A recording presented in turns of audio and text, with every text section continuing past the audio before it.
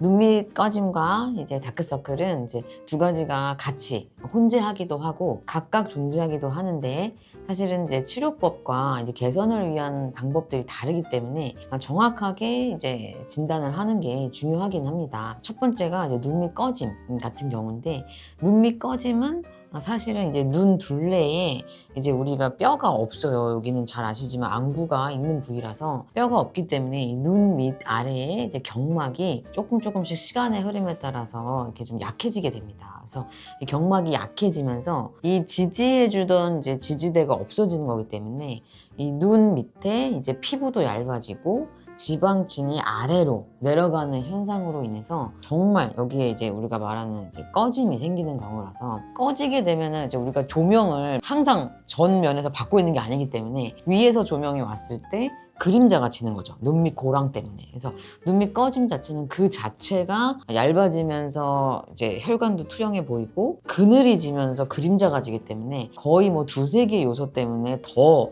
피곤해 보이고 뭔가 나이가 들어 보이게 하는 그런 요소가 되고 있어서, 눈밑 꺼짐은 이제 정확한 진단을 저희가 통해서 개선을 좀 해봐야 되고요. 그 다음에 이제 두 번째가 다크서클. 그러니까 다크서클이라고 하는 거는 사실 어린이도 있을 수 있습니다. 그래서 왜냐면 다크서클은 첫 번째가 피부가 얇아서 그 밑에 있는 혈관이 비쳐 보이는 거고, 두 번째는 정말 이 피부에 착색이 또 생기는 경우인데, 피부 착색은 사실은 이제 우리가 눈을 비비거나 자극을 주는 행동을 했을 때만도 생길 수가 있어서, 사실은 그런 경우에는 이렇게 존재하게 되는 이제 피부염이라든지 뭐 아토피 피부염이나 결막염 같은 거를 치료를 해야 눈을 비비지 않게 되시고, 그래야지 착색이 좋아지면서 개선되기 때문에 그 지금 말씀드린 이 두 가지 원인, 특히 다크서클을 생기게 하는 게 피부가 단지 얇아지는 건지 아니면은 피부에 착색이 온 건지를 정확하게 진단을 받으시는 게 중요하겠습니다.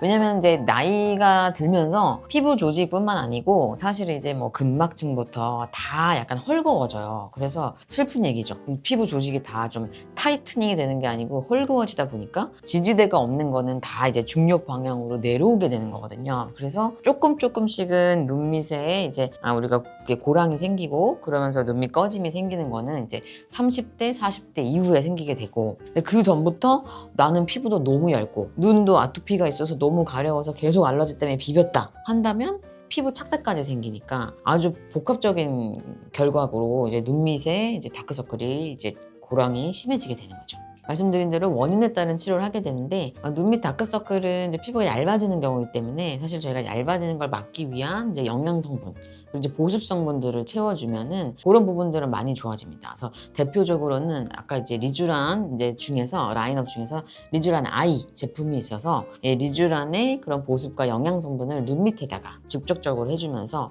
한 3개월 정도씩 저희가 좀 효과를 이제 보고 있고요. 그다음에 이제 두 번째 원인은 피부염이나 알러지가 있어서 비비시는 경우에는 아주 정확한 진단을 통해서 저희가 이제 그 증상을 개선시킴으로써 습관, 생활 교정을 해주고 보습을 잘 하면서 좋아지게 만들고, 착색은 저희가 또 레이저 토닝 같은 미백 치료를 통해서 다크서클을 이제 개선하게 됩니다. 예를 들어서 뭐 피부가 얇아서 이제 혈관이 비쳐 보이는데 거기에다가 뭐 레이저 토닝을 눈 밑에 한다 그래서 이제 다크서클이 없어지는 게 아니기 때문에 원인이 어떤 것인지, 그리고 그 원인이 각각 어느 정도 중요도로 이 다크서클과 눈밑 고랑을 구성하고 있는지를 정확하게 진단받으시는 게 좋을 것 같습니다.